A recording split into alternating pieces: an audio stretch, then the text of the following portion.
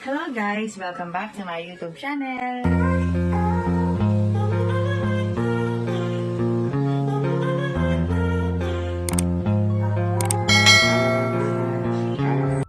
Quarterfinals ng Creamline versus Cherry Tigo nagkaroon ng minor injury. Sa kasagsagan nga ng laban ng Cherry at Creamline, nangyari ang hindi inaasahang pagbagsak ni Gemma Galanza. Napansin niya na may masakit sa kanyang right hand at ito pala ang kanyang daliri dahil sa maling pagtira ng bola. Kitang-kita nga dito sa video na iniinda niya ang sakit at lalo pa siyang napaiyak dahil gusto niyang tumulong sa kanyang team. Agad naman siyang nilapitan ni Ella De Jesus. Sa lagay ni Gemma ay hindi muna siya pwedeng maglaro. Pinahinga muna siya sa bench.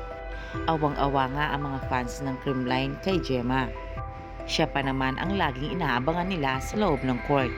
Pero kahit ganun pa man, nanalo pa rin ang team ng Creamline. Sigaw nga ng mga fans ay fast recovery daw para kay Gemma Galanza.